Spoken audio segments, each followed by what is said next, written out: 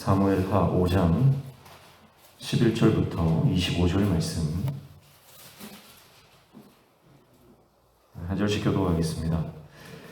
두로왕 히람이 다윗에게 사절들과 백향목과 목수와 석수를 보내매 그들이 다윗을 위하여 집을 지으니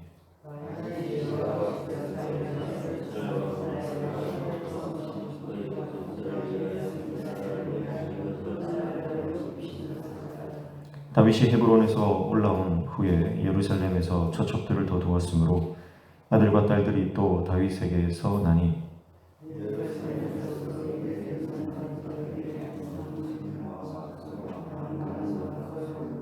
이팔과 엘리수아와 네벡과 야비아와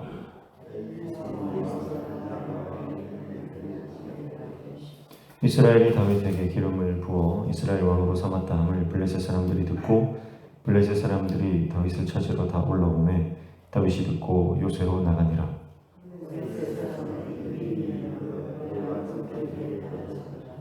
다윗이 여호와께 여쭈어 이르되 내가 블레셋 사람에게로 올라가리이까 여호와께서 그들을 내 손에 넘기시겠나이까 하니 여호와께서 다윗에게 말씀하시되 올라가라 내가 반드시 블레셋 사람을 내 손에 넘기리라 하신지라.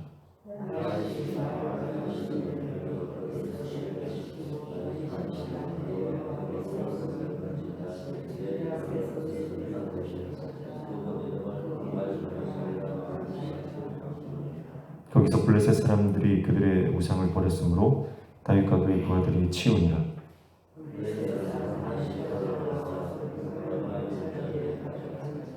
다윗이 여호와께 여쭈니 이르시되 올라가지 말고 그들 뒤로 돌아서 옥나무 숲을 맞은편에서 그들을 기습하되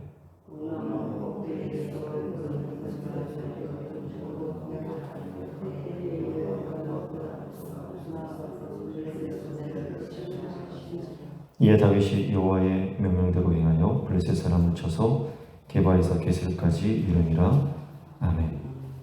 사무엘하 5장 11절에서 25절 말씀 함께 읽었습니다. 다윗이 이제 통일 이스라엘의 왕이 되고 난 이후에 그 소식을 이제 모든 다른 나라 이방 왕들도 다 듣게 되었죠. 그 중에서 두로왕 히람이 다윗에게 이 사절들과 또 그 건축 다윗의 궁전을 짓는 건축 재료들을 보내게 됩니다. 그래서 그냥 재료들만 보낸 것이 아니고 이 목수와 석수까지 이 기술자들까지 보내서 다윗의 집을 짓게 하는 것을 보게 됩니다.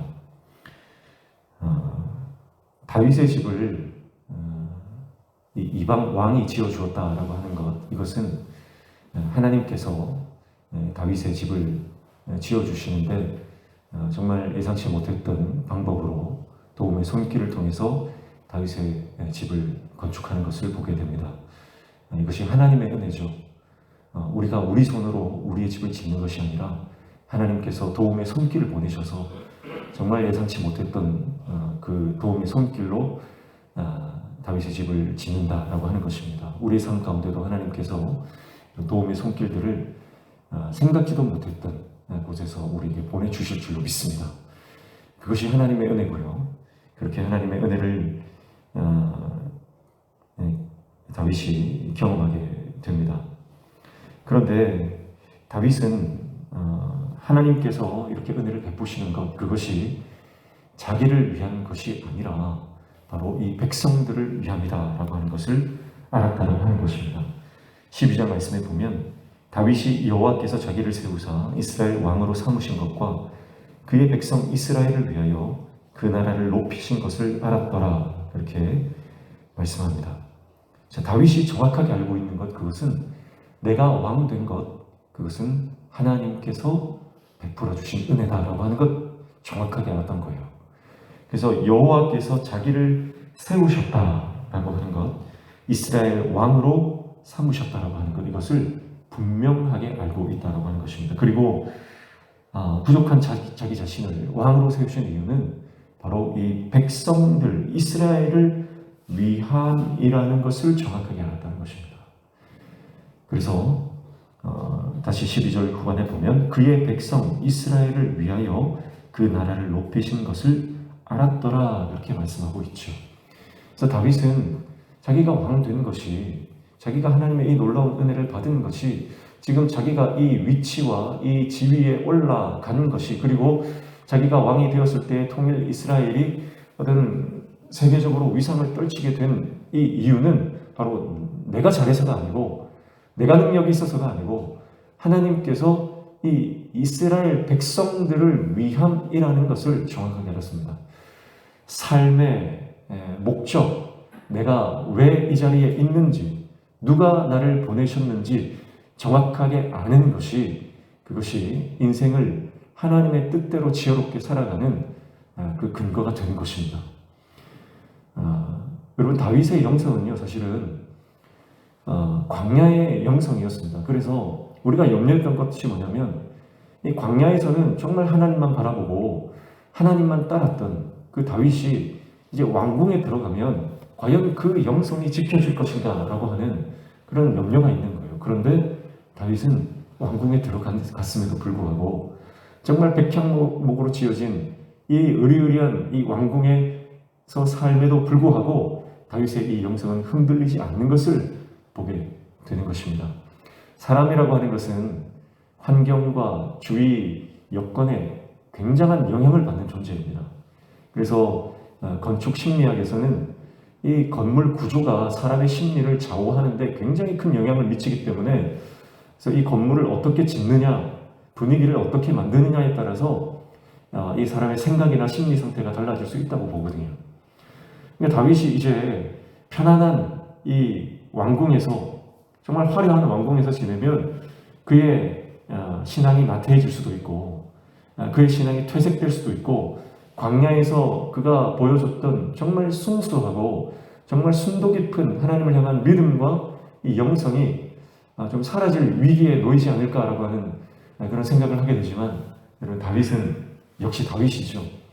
다윗은 상황이나 환경, 또 여러 가지 주위의 어떤 구조물로 인해서 영향을 받지 않고 끝까지 하나님을 바라보는 것을 보게 되는 것입니다.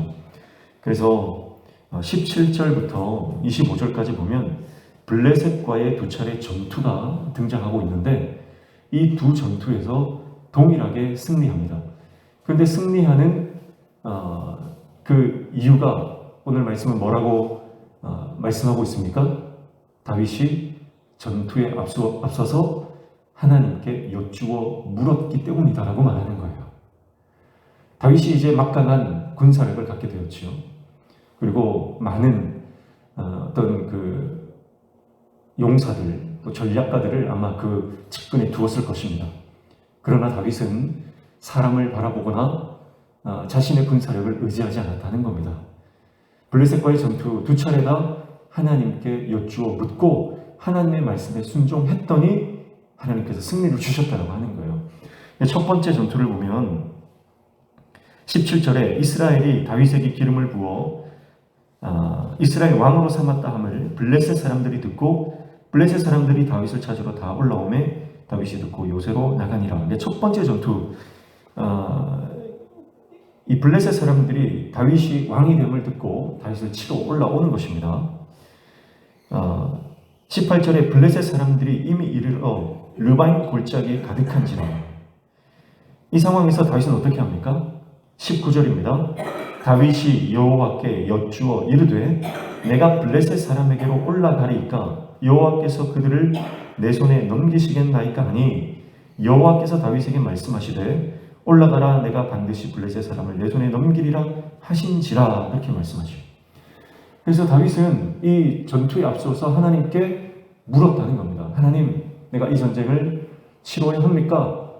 내가 어떻게 해야 합니까? 하나님께 물었더니 하나님께서 올라가라는 거예요. 이 전쟁을 치러라고 하는 것입니다. 그래서 하나님의 말씀을 듣고 순종했더니 그 전쟁에서 승리했다라고 하는 것입니다. 그래서 20절 말씀해 보면 다윗이 바알 브라심에 이르러 거기서 그들을 치고, 다윗이 말하되 여호와께서 물을 흩음 같이 내 앞에서 내 대적을 흩으셨다 하므로 그곳 이름을 바알 브라심이라 부르니라 라고 합니다. 바알 브라심이라고 하는 것은 이제 바알 바알이 부서졌다, 흩어졌다, 이런 뜻이거든요.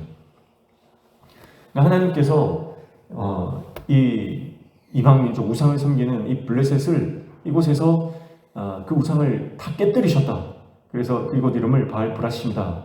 다시 그렇게 짓지 않습니까? 그래서 하나님께서 주시는 승리입니다. 다른 전쟁에 대한 어떤 설명이 없어요. 전황이 어땠고 어떤 전쟁의 구체적인 상황들 이런 것들이 다 생략되어 있습니다. 그 이유는 뭐죠? 이 전쟁에서 강조하고 싶은 건 뭡니까? 바로 다윗이 하나님께 묻고 하나님 앞에 기도하고 그렇게 나아가면 하나님께서 승리를 주신 그 전쟁이다라고 하는 것을 강조하기 위해서 다른 모든 전황은 생략되고요. 어떻게 다윗이 전쟁을 시작하고 그것이 승리했는지에 대해서 설명하고 있는 것이죠. 사랑하는 성도 여러분, 우리 인생도 하나님께 묻고 나아갈 때, 하나님 앞에 기도할 때 반드시 승리하게 되는 줄로 믿습니다. 기도하는 자가 승리하는 겁니다. 하나님 앞에 엎드려 묻는 자, 주님의 뜻을 구하는 자가 반드시 이 영적 승리를 쟁취하게 되는 줄로 믿습니다. 승리는 하나님께 속한 것이죠. 내 힘으로 내 능력으로 승리하는 것이 아니기 때문에 우리가 연약함과 부족함을 인정하고 하나님 앞에 기도하면 하나님은 반드시 우리의 전쟁에서 대신 싸워주시고 승리케 되는 줄로 믿습니다. 그런데요, 전쟁에 승리하고 난 이후에 곧바로 다시 두 번째 전투가 이어지는 것을 보게 됩니다. 22절 말씀을 보면 블레셋 사람들이 다시 올라와서 르바임 골짜기에 가득한지라 그렇게 말씀하고 있습니다. 자, 보세요. 르바임 골짜기에 가득했다. 어디에 나오죠? 방금 읽었던 18절에 블레셋 사람들이 이미 이르러 르바임 골짜기에 가득한지라 똑같은 상황입니다. 똑같은 전황이에요. 자, 그럼 어떻게 하면 됩니까? 조금 전에 여기서 전쟁에서 승리했단 말이죠.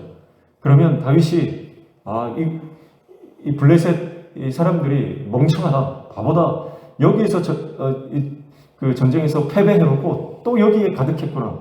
그러면서 그대로 가서 다시 전쟁을 치를 수 있을 법합니다. 그런데요, 다윗은 또 어떻게 합니까? 하나님께 묻습니다. 23절이죠. 다윗이 여호와께 여쭈니 이르시되 올라가지 말고 그들 뒤로 돌아서 뽕나무 숲을 맞은편에서 그들을 기습하되. 똑같은 상황인데 그렇게 승리를 경험했던 그 장소인데요, 다윗은 또 묻는 거예요. 하나님께 여쭈어 묻는 겁니다. 여러분, 이것이 다윗이 그의 모든 결정을, 그의 모든 선택을 결정하는 기준이에요. 하나님께 묻는 것, 하나님 앞에 기도하는 것. 근데 뜻밖의 하나님께서 무슨 말씀하십니까? 전처럼 올라가서 싸우는 것이 아니라 돌아서 기습을 하라고 말씀하시는 거예요. 그러니까 하나님께서는 어쩌면 이 블레셋 사람들이 한 번의 전투에서 패배한 이후에 어떤 대비책을 마련했다라고 볼 수가 있겠습니다. 하나님 그것을 다 아시고 계셨죠.